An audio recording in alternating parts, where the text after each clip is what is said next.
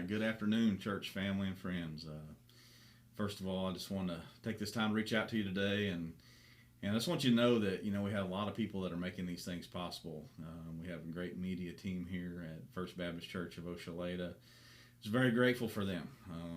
This is a great opportunity for us having this type of capability to reach out to our church members and others who follow us too. So I just want to share a few things regarding the upcoming weeks. So I just want to kind of go back and share what I shared with online and what we post on our Facebook as well on Tuesday first. So these are some strange and unprecedented times. We continue to seek God's wisdom prayerfully, so we might make thoughtful decisions to love our neighbors and our community during this growing crisis. In light of the increasing concerns related to COVID-19 coronavirus, the shutdown of schools and community events, and urging our national, state, and local leaders, we're taking the following steps, which went into effect on March 17th.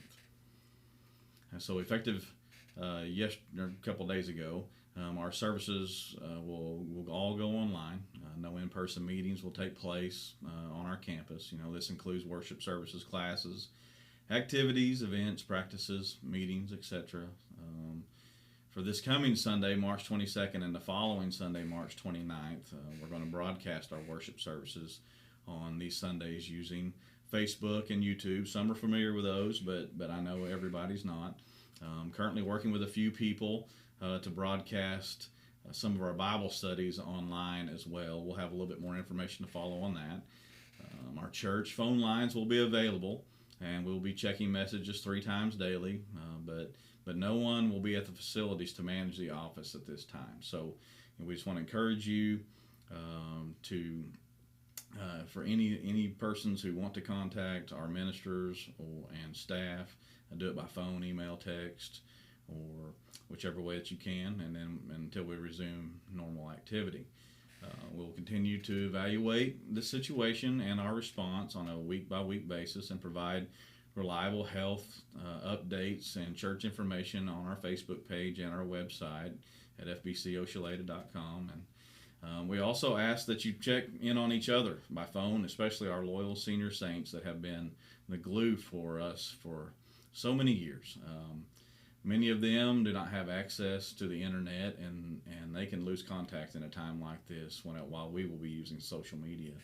So if you haven't started to pray, we just ask that you do that now. And whenever you pray, pray earnestly. The Bible says in Hebrews 4:16 says, "Let us then with confidence draw near to the throne of grace, that we may receive mercy and find grace to help in time of need."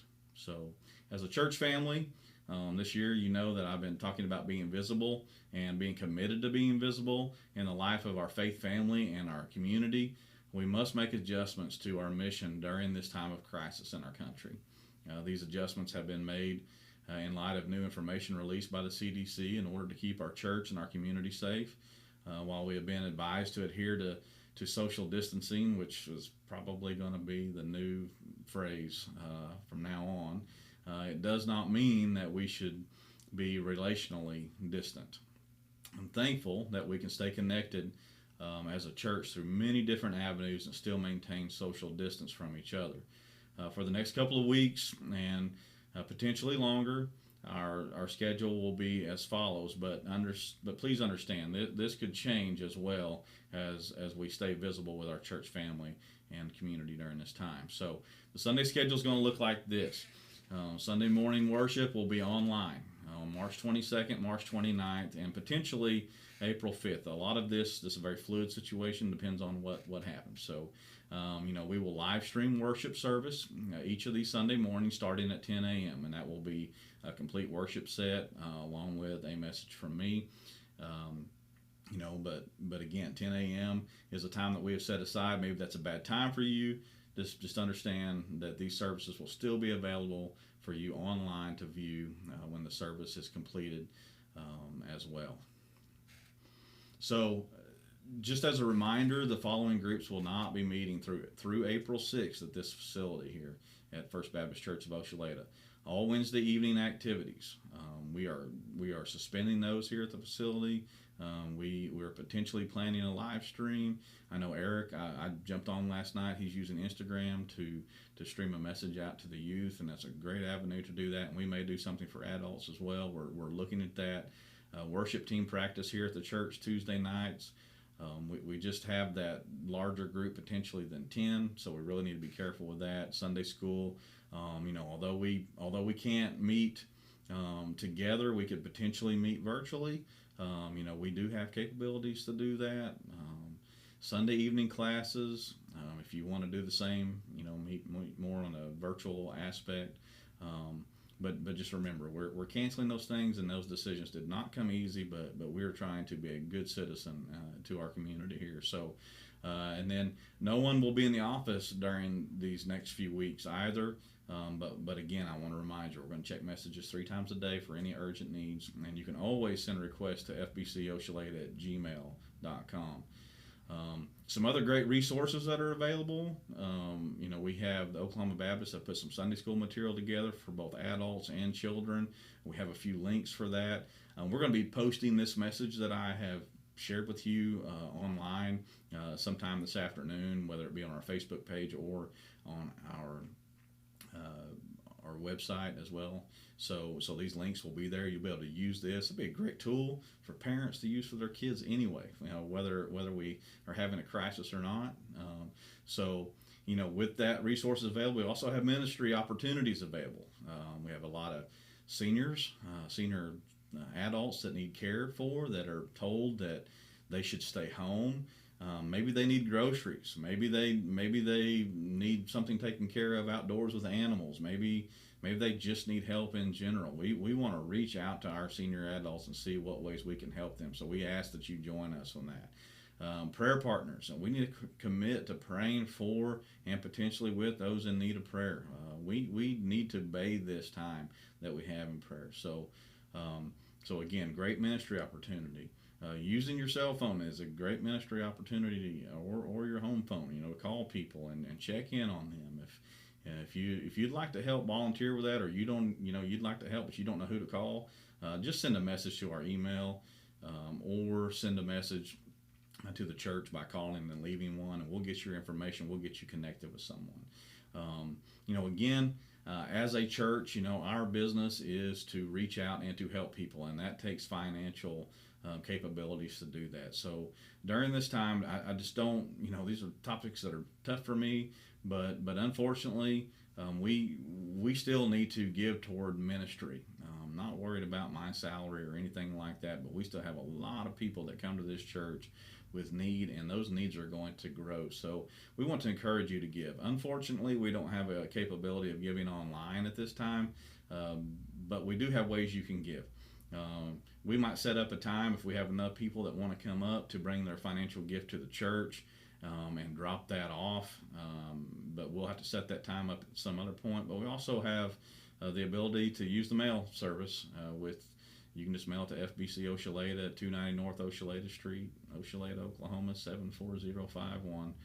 You can always do that if you can't get it here, and you can actually do that from your home. So so your faithful and generous giving is appreciated, and I just want you to know it is needed. It is not needed, for the salaries of the employees here of the church. It is needed to care for people and the ministry of this church. So, we want, maybe you need help. We want you to know that we are still here for you. Even though the building is closed down, the church is still well and alive, and we want to help take care of you during this time.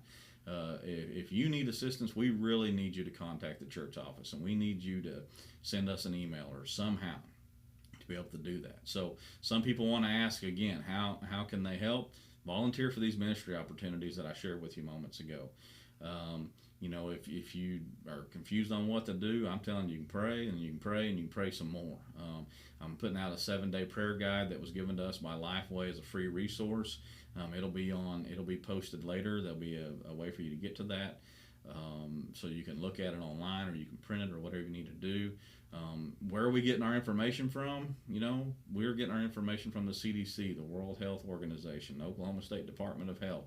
We are using the people who have the wisdom to be able to direct us in regard to this crisis that we're in right now.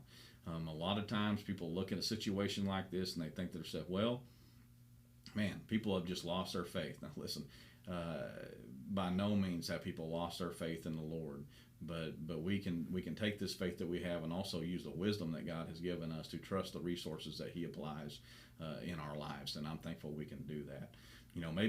Maybe you're wondering, how can you stay in the loop? You want to know what's going on. I'm not going to get on here every day and share a message like this.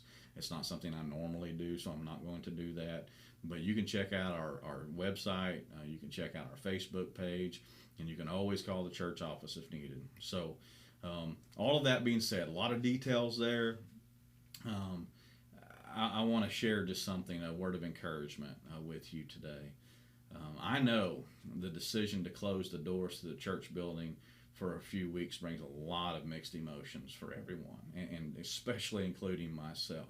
And I completely understand both sides of these emotions. And it has, can I tell you, it has been a decision that has been probably one of the toughest decisions that I've had to make since I've been the pastor here at this church. And I'm so thankful that there are so many people that I can lean on in this church and have conversations with about what we're doing and why we made this decision, and they're standing alongside me, and I'm grateful for that. Just as I was talking on the phone on Tuesday to one of our faithful senior adults, explaining what we were doing and why we were doing it, and she got two words out before she started to cry. Those two words that she got out were, "I understand." But she went on to say, "I understand, but church is the only place I can find hope. And if I do not have my church family, I'm going to struggle to find any hope right now." Needless to say, this conversation I had doesn't make this decision or make things any easier. But it also reminded me of something really important in the scriptures in Acts chapter 2, verses 42 through 47. If you've been to this church, you've heard me quote this or say this several times, and it says this: "And they devoted themselves to the apostles' teaching and to the fellowship, to the breaking of bread and the prayers. And all came upon every soul, and many wonders and signs were being done through the apostles. And all who believed were together and had all things in common. And they were selling their possessions and belongings and distributing the proceeds to all as any had need. And day by day, attending the temple together and the breaking of bread in their homes, they received their food with glad and generous hearts, praising God and having favor with all the people. And the Lord added to their number day by day those who were being saved." We must not, and we will not, stop being the church because we cannot meet together in a building. This should be a moment in time that we remember how it not only drew us closer to the Lord, but also closer to each other. I do not want to pretend like this is going to be easy, because church, it's not. But I do want to approach this with confidence in the Lord, knowing one of my favorite scriptures, Romans 8:28, still rings true. And we know that for those who love God, all things work together for good, and for those who are called according to His purpose. I truly believe we will be stronger Christians as a result of this moment in history. And we will hold our fellowship closer than we ever have before. Church, I want to encourage you to make that phone call to your neighbor you have been needing to make. Make that phone call to that family member that you've not made in a long time. Make that phone call to that church member you know needs you to call them and check on them. Let this be a time we remember how God used the most unlikely circumstance to bring glory to His name. Brother Bo quoted a lady whenever he was preaching on Sunday morning in Chautauqua, Kansas, and I can't remember the lady's name, which that's nothing new, right? But she said this: "Pain is inevitable, but misery is optional. Now, I'm going to tell you what that spoke to me, especially in the times that we're living in now. That really spoke to me. So let us not be miserable during this time. Rather, let us be the visible light of the Lord. Romans 8:31 through 32 says, what then shall we say to these things? If God is for us, who can be against us? He who did not spare his own son, but gave him up for us all, how will he not also with him graciously give us all things? Church, God has something great for us.